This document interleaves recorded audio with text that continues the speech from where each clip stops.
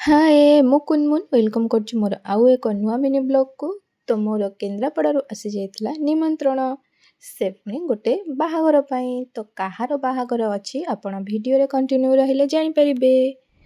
ତ ଚାଲନ୍ତୁ କେନ୍ଦ୍ରାପଡ଼ା ଯିବା। ତ ଆମେ କେନ୍ଦ୍ରାପଡ଼ା ଯିବା ପାଇଁ ସକାଳ 6:30ଟାରୁ ଭୁବନେଶ୍ୱରରୁ ବାହାରି ପଡ଼ିଥିଲୁ। କାହିଁକି ନା ଆମକୁ କେନ୍ଦ୍ରାପଡ଼ାରେ ପହଞ୍ଚିକି ଗୋଟେ ବରଯାତ୍ରୀ ଯିବାର ଥିଲା, ସେ ପୁଣି ଦିନ ବାହାଘର ଥିଲା। ତ ସେଥିପାଇଁକି ଆମେ ଜଲ୍ଦି ବାହାରିକି ପଳେଇ ଆସିଥିଲୁ। ଆଉ ସେଦିନ ମୋତେ ଲାଗିଲା ମୁଁ ବାଇକ୍ରେ ଯାଉନି, ମୁଁ ପୁରା ପ୍ଲେନ୍ରେ ଉଡ଼ି ଉଡ଼ି ଯାଉଛି।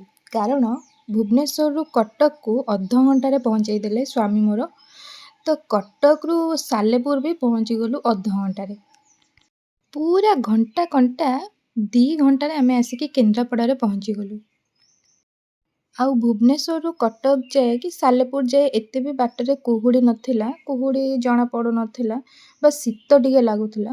ବଟ୍ ସାଲେପୁର ଆଗକୁ ଯେମିତି ହେଇଗଲୁ ପୁରା ଏତେ କୁହୁଡ଼ି ଆଉ ତା ସାଙ୍ଗକୁ ଥଣ୍ଡା ଆହୁରି ବଢ଼ିଗଲା। ତ ସୂର୍ଯ୍ୟ ଦେବତା ବି ଗାୟବ ହେଇଗଲେ କୁଆଡ଼େ। ତ ବହୁତ ଜୋରେ ଶୀତ ହେଉଥିଲା। ତ ମୁଁ ବାଟ ସାରା କହୁଥାଏ କି ମୋତେ ବହୁତ ଜୋରେ ଶୀତ ଲାଗୁଛି। ତ ହଜବେଣ୍ଡ ସେତେଥର କହୁଛନ୍ତି ତମେ କାହିଁକି ସ୍ୱେଟରଟା ପିନ୍ଧିକି ଆସୁଥିଲ। ଏମିତି କହିବାର କାରଣଟା ହେଉଛି ମୁଁ ଘରେ ମନା କରିଥିଲି ସ୍ୱେଟର ମୁଁ ନେବିନି। କାରଣ ମୁଁ ଭାବିଲି ଶୀତ ତ କମିଗଲାଣି, ଅଳ୍ପ ଅଳ୍ପ ଟିକେ ଶୀତ ଲାଗିବ ଆଉ ସ୍ୱେଟର ନେବିନି। ତ ସେ ବାଧ୍ୟ କରିବାରୁ ମୁଁ ସ୍ୱେଟରଟା ଆଣିଥିଲି। ତ ସେଥିପାଇଁ ସେ 1000 ଥର ମୋତେ କମେଣ୍ଟଟି ମାରୁଥାନ୍ତି କାହିଁକି ସ୍ୱେଟର ପିନ୍ଧିକି ଆସୁଥିଲ। ତ ଫାଇନାଲି ଆମେ କେନ୍ଦ୍ରାପଡ଼ାରେ ଆସିକି ପହଞ୍ଚିଗଲୁ। ତ ଘରେ ଟିକେ ରେଷ୍ଟ ନେଇକି ସେଇ ବରଯାତ୍ରୀ ପାଖରେ ଯାଇକି ଆମେ ପହଞ୍ଚି ଯାଇଥିଲୁ। ତ କାହା ବରଯାତ୍ରୀରେ ଯାଉଛି ଏଇଟା ନେକ୍ସଟ ଭିଡ଼ିଓରେ ଦେଖିବେ।